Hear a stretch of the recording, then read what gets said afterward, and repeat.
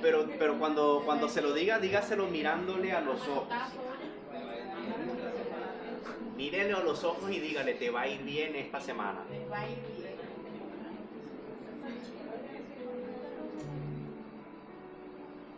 El tema que he titulado para esta mañana, yo elijo a Dios. Tú eliges a quién servir, o a Dios o al mundo.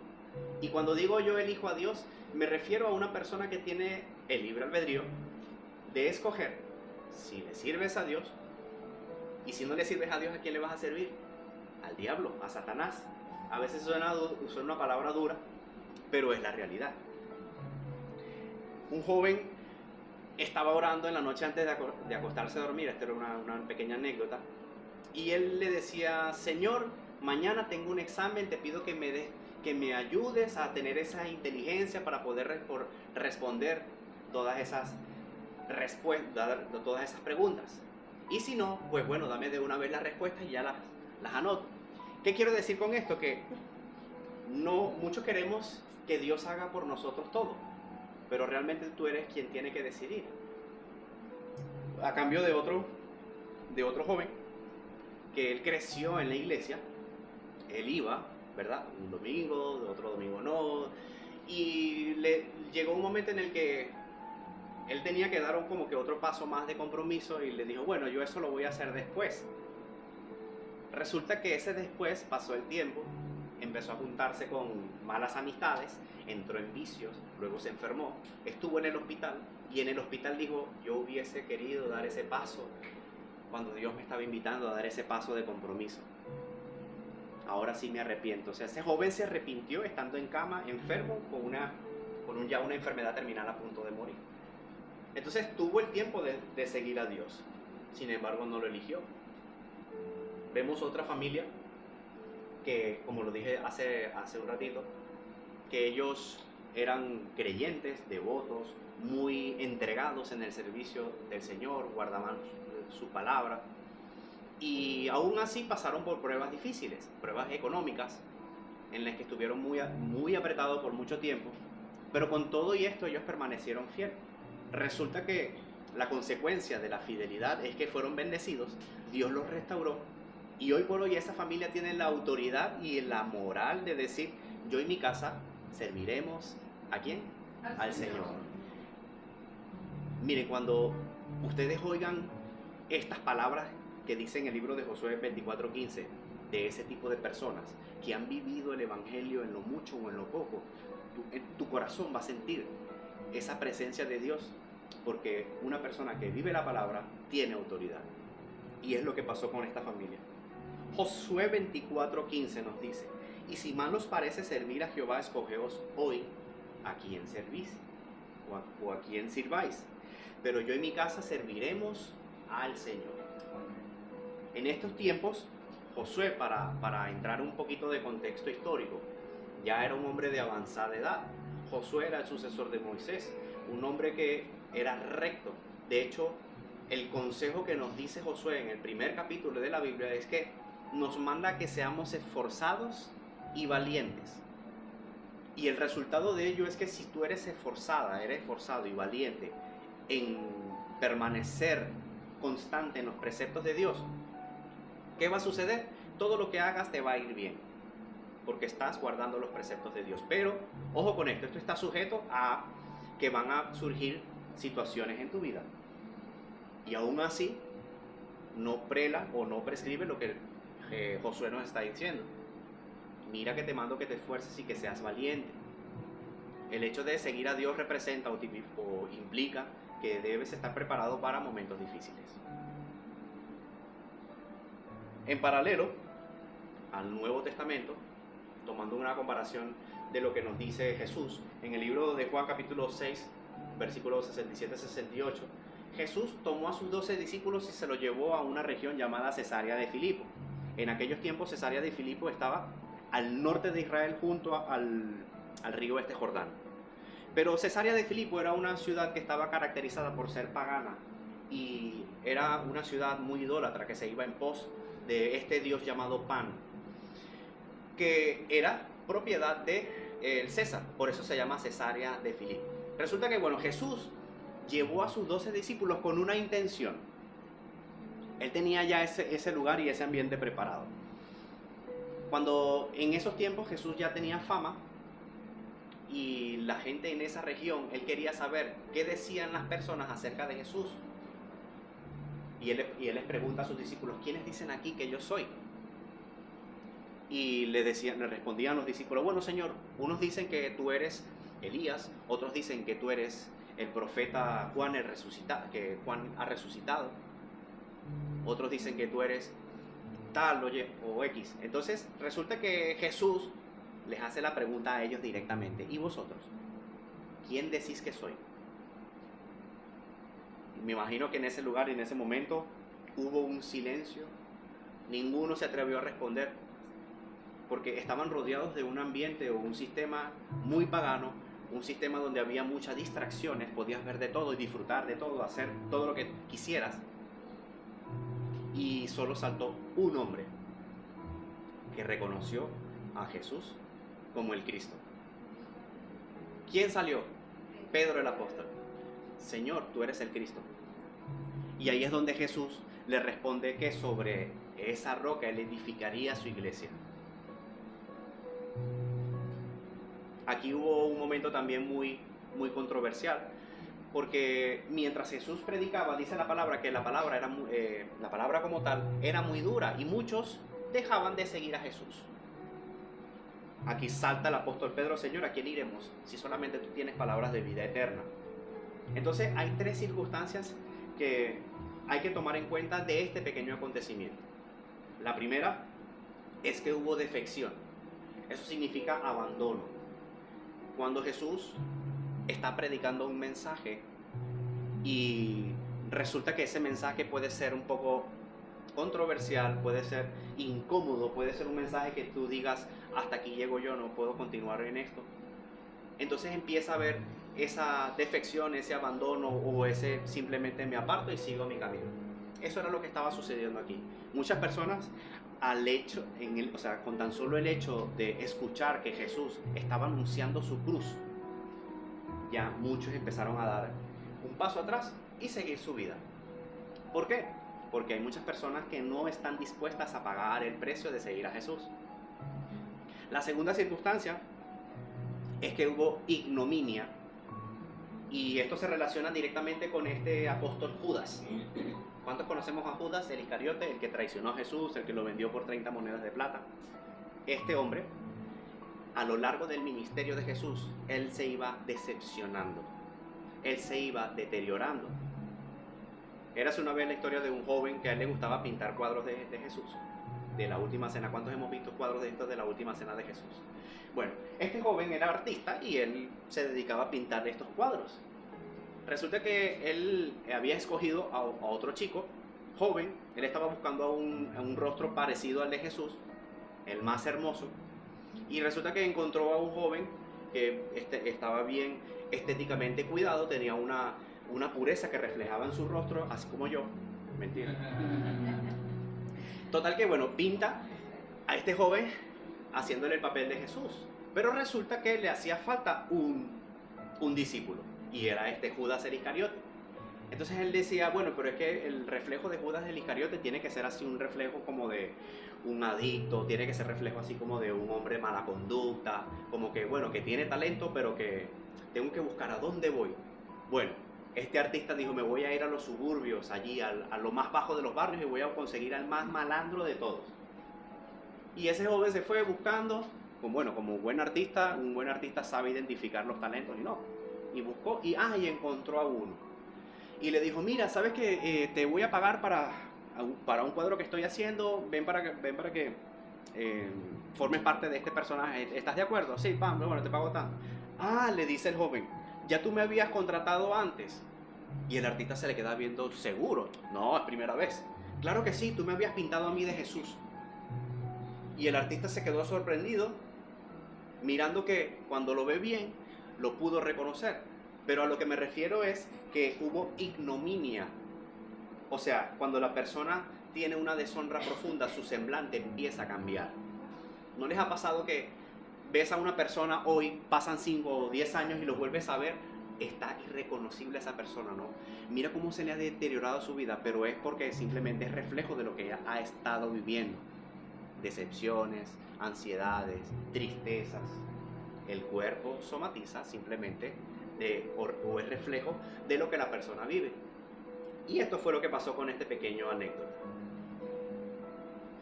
Y la última circunstancia, o la tercera, es que hubo resolución. Es decir, podemos encontrar en relación a esta defección al apóstol Pedro como tal. ¿Qué dijo el apóstol Pedro? No titubeó. Él no vaciló en decir, tú eres el Cristo. O sea, él fue el único que reconoció, tuvo el valor de decir, en medio de una sociedad contaminada, en medio de una sociedad pagana, que la sociedad te distrae mucho, las redes sociales te llevan a la izquierda, a la derecha. Este apóstol Pedro estaba totalmente convencido de quién era su Señor. Ahora bien, en esta actualidad, ¿estamos o no estamos en una sociedad que te distrae? ¿Estamos o no estamos en una sociedad que quiere desviarte a un propósito anticristiano? Creo que sí. Constantemente la sociedad te va a arrastrar a lo anticristiano, que son cosas buenas, satánicas, sutilmente satánicas, que no lo vas a poder identificar de forma literal, sino que son circunstancias que simplemente te van alejando un paso, y cuando ya estás muy lejos, se manifiesta Satanás y te dice, bah, mira dónde estás. Recuerdo la anécdota de un joven, me cuenta su testimonio, que él empezó a probar drogas cuando era muy joven, 11 o 12 años. Resulta que a lo largo del tiempo se hizo muy adicto, tenía a sus amigos, fue un gran emprendedor, montó su empresa, ganaba mucho dinero. Y él me decía, Ovidio, yo hoy cobraba y yo estaba luchando con esa adicción, esa enfermedad. Y yo le preguntaba a él, porque yo soy muy curioso, ¿no? ¿Cómo hacías tú? O sea, ¿qué hacías tú? ¿Estabas buscando formas de querer salir? Sí, es que es algo que no puedo evitar, es algo que ya está en el hipotálamo. Yo estaba con mi dinero en el bolsillo y iba en mi Mercedes deportivo y me encontraba como en una encrucijada, una dirección a la izquierda que me llevaba a comprar la droga, porque ya tenía el dinero, y la otra dirección a la derecha, que era ir a mi casa, estar tranquilo. Y resulta que yo iba en mi mente, Ovidio, literalmente, que iba a la derecha, en mi coche, con mi dinero, a mi casa. Pero no sé cómo explicarte, que cuando llegaba a la encrucijada, el cuerpo me llevaba a la izquierda. Y otra vez volví a reincidir. Fui a estas casas de restauración y ahí estuve restaurándome por 3 años, y de hecho me hice un tatuaje en la que puedo mirar y puedo recordar de dónde he salido. Hoy por hoy puedo ver que ese joven ha sido restaurado. Él dice que hay algo, pero yo le digo, no hay algo. Es alguien que tiene misericordia de ti. Es alguien que te ha sacado de donde tú mismo me has contado. Y muchas veces hoy por hoy vamos a escuchar personas decir, hay algo. Pero tú tienes que decirle, no es algo, es alguien. Aunque no lo entiendas, que te guarda, que te protege, que te guía. Ese es el Espíritu Santo. Amén. Amén. Volvamos a Josué. Josué, viejo, ya el pueblo de Israel estaba en la tierra prometida. Y en la tierra prometida, pues obviamente era un sistema también que habían inclinaciones a otros dioses, un sistema muy pagano. Por eso es que él los llama a todos, a su pueblo. Y ahí es donde dice, vosotros elegís a quién vais a servir. Entonces hoy Dios nos está llamando a elegir. ¿A quién vas a elegir? ¿O a qué vas a elegir? La palabra elegir, según el original hebreo, significa escoger con discernimiento, escoger con voluntad. Y según el original griego dice eklegomai, que es escoger con preferencia especial, apartada para un propósito. ¿Hemos sido elegidos por Dios o no? Dios nos ha elegido para un especial propósito. Yo creo que nosotros estamos en este sistema no por casualidad, sino por propósito divino de Dios. Independientemente de dónde Dios te ha sacado, independientemente de lo que has vivido, a Dios no le importa tu pasado. A Dios ahora le importa lo que estás haciendo en este presente. Dios te está llamando hoy a que le sirvas, a que le sigas, a que medites en su palabra, porque eso trae como consecuencia un resultado para tu vida. Entonces, elegir a Dios no es una emoción. No es que hoy te sientes bien, estás con los ánimos por los cielos y si no, ya por eso voy a elegir a Dios. Y cuando no, y cuando estés mal, y cuando estés desanimada, desanimado, cuando tengas ansiedad, cuando tengas ganas de echarte a morir, no vas a elegir a Dios. Elegir a Dios es mejor tenerlo en los procesos difíciles que no tenerlo y vivir esos procesos difíciles. Hay una propaganda, no sé si alguno ha escuchado esta publicidad en referencia a los seguros de vida. Es mejor tenerlo y no necesitarlo que necesitarlo y no tenerlo. Para todo lo demás, Mastercard. Ejemplos bíblicos de elección. Te voy a nombrar 3 personas en la Biblia que escogieron voluntariamente ir en pos de Dios. El primero fue Moisés. Moisés dijo que, según el libro de Hebreos, en el libro capítulo 11, él rehusó llamarse hijo de la hija de Faraón a cambio de seguir a Dios, aunque fueron en contra de Moisés, siendo hijo de Dios. Él escogió ir en pos de los caminos del cielo. La segunda, una mujer llamada Ruth, una mujer muy valiente. La palabra registra que estaba Ruth y Noemí. Ellas, ambas, sus maridos habían muerto, quedaron viudas. Ruth era una mujer moabita, de otra cultura, de otra religión, pero Noemí era israelita, era hebrea, era devota del Dios Todopoderoso. Y en ese momento en la que ellas estaban pasando por una aflicción, un luto, encontramos a Ruth diciendo unas palabras maravillosamente contundentes. ¿Cuáles fueron? Tu Dios, a donde tú fueres, yo iré. Miren la elección que acaba de hacer esa mujer. Ya su historia empezó a cambiar.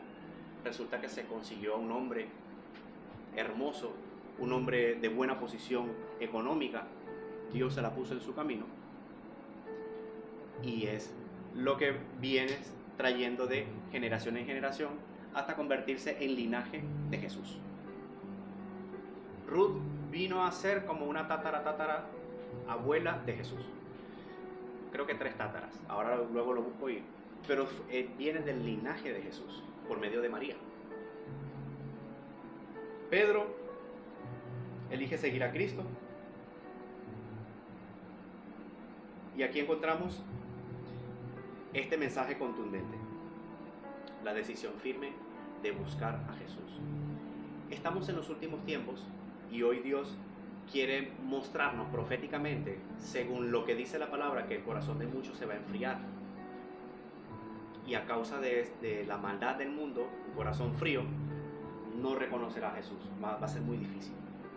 Por eso hoy por hoy el Evangelio necesita ser predicado de esta forma. Como lo dice en Apocalipsis capítulo 3 versículo 20. Jesús se muestra como un caballero noble en la que toca la puerta de tu corazón. Y si tú le abres, pues obviamente Él va a entrar. No es que Jesús va a venir y te va a abrir la puerta, se mete como forma autoritaria, no, porque el regalo más hermoso que Dios nos ha dado es la libre voluntad o de seguirle o de rechazarle. Deuteronomio capítulo 30, Antiguo Testamento, lo dice claramente, dice: he puesto delante de ti la vida y la muerte. Sencillo. Pero aún así vemos a Dios dando el consejo. Escoge pues la vida para que te vaya bien y a tu descendencia. Dios está mostrando aquí como un consejero. Pero aquí también Jesús en Apocalipsis 3:20 nos dice que Él está tocando la puerta de nuestros corazones. ¿Qué tanto estás dispuesto a abrir la puerta? Bueno, no, yo le voy a abrir solo un pedacito para que entre, pero este otro pedacito no es de mi novio.